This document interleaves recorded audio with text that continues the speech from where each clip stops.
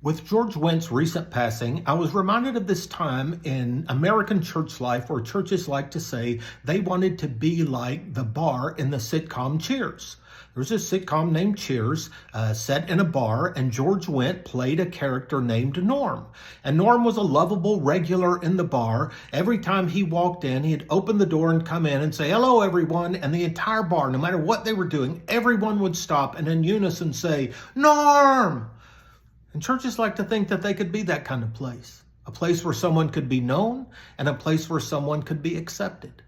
Pastors preach sermons on it. I even know of church small groups who named themselves the Cheers Small Group because they wanted to create that sort of an atmosphere. But somehow, in my experience at least, it never quite happened. I think that people were sincere.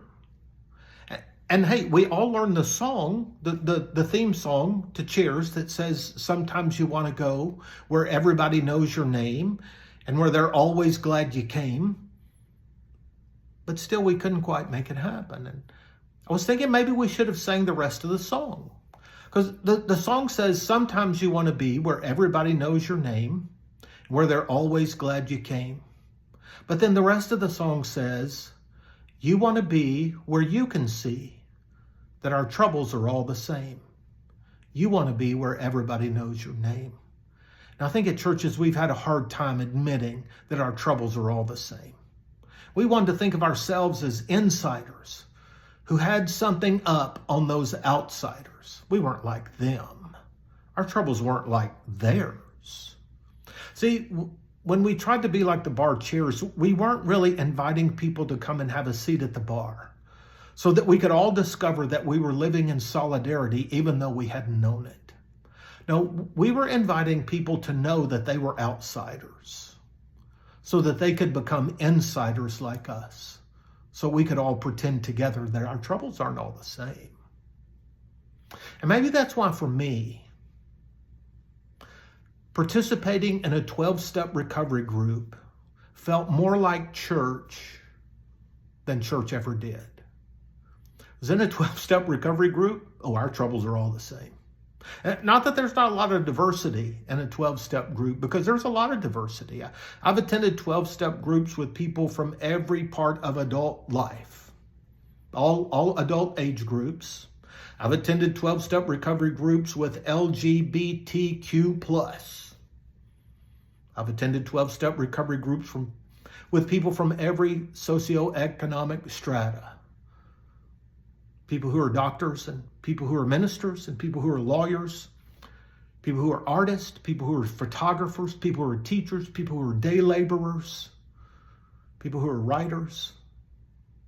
I think just about every group that you could think of that makes up our culture, I've been in a 12-step recovery group with. There's a lot of diversity.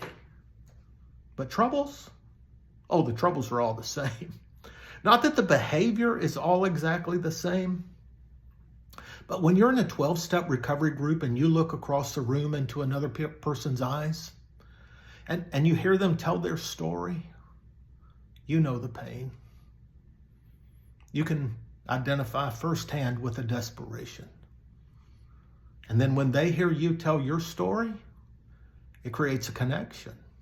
And it's not a connection because all of our behavior was exactly the same, and it's certainly not a connection based on those ego-driven parts of our lives. It's a connection around the pain. It's a connection because we're all trying to be honest. It's a connection because we feel the hope of what it's like to be able to tell your story to someone where the troubles are all the same. So if you're like me, and you went outside of church to find, church, that's okay. That's fine. That's great. I think you can trust yourself to decide what you need to do to nourish yourself spiritually. I also believe that God meets you at your point of seeking, wherever that is. And it certainly doesn't have to be in church. If you're a person, though, that you've never found even one other person that you could tell your story to who would listen, then send me a message. I'll respond to you. There's a seat for you, I promise. There's a seat for you.